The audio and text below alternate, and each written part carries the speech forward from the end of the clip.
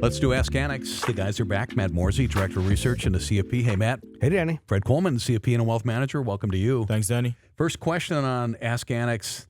I see the S&P 500 as year-to-date returns of 28.28%. I'm invested in my employer's 401k, and he names it, which lists the year-to-date returns as 28.17 in my portal. Why are the returns slightly lower? I'm no mathematician. It's not much lower. It is not much lower, and most likely the answer is just going to be fees. Is that any mutual fund that's going to be within the 401k plan, or even if you did it outside of a plan in a regular brokerage account, you're going to have internal expenses that they charge in order to run that portfolio. With indexes, it's generally very small, so you have a pretty small gap here. If it was an actively managed fund that was trying to beat the S&P, they're going to charge a lot more than that. But you end up seeing the return net of those fees. So even if they track that index perfectly, you're still going to at least have the gap there. There's probably a little bit of what they call tracking error, which is the performance difference between their index and the S&P. Some of that's going to be operational, but again, it's going to be a very small percentage. So when you look at those things, that's where you're going to get the gap. The other thing could be if you're looking at what the S&P is at some point during the day, or maybe before that mutual fund publishes what their end closing price is, which is going to be sometime after market close. You might have some time variation in that as well, too. But most likely fees is going to be your main answer. This is 11 basis points, right? I mean, can you drive yourself crazy looking to close that gap?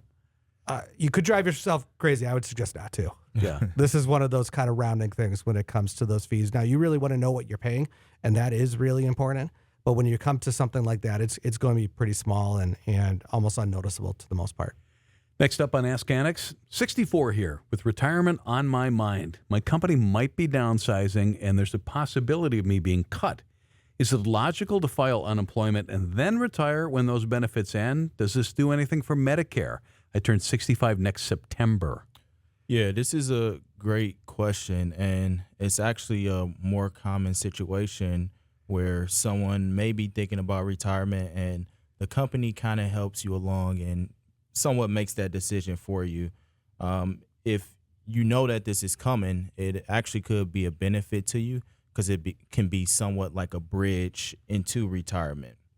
Oftentimes, if you do know that a company is downsizing or you may be cut, you may be able to work out some type of retirement package with them or some type of buyout where you get a severance package and you may get paid a lump sum or they may cover your health care. Those are all things to think about if you can get those benefits for the next few months. Usually, even if you don't have the ability to be covered by their health care, you may have ability to be able to be covered by COBRA for 18 months. So going back, I would try to work out the best deal possible with them if you can. But there's no rule that says that, if you do get let go and you're a certain age, you can't collect those unemployment benefits. Keep in mind, if you do decide to go back to work, those benefits could be reduced, but they don't have any impact on Medicare. Once you hit 65, you're eligible for Medicare either way. So the other things to think about is Social Security is going to come up. What's the timing of that Social Security? How does that play into your overall cash flow? So what do you have coming in? Should you be taking Social Security? What other tax implications do you have? Maybe this is a lower tax year, maybe thinking about some Roth conversions. Maybe you want to wait on Social Security until you don't have any type of income. If you get that severance package, maybe you start taking it right after the severance package. Those are all things to consider. And really, I would recommend putting together a cash flow plan and seeing how that fits with your overall investments. It's nice having access via COBRA, but you're paying the full price then, right? Yes, yes. Most of the time it's not free. COBRA isn't free. So you are going to pay some type of cost with that.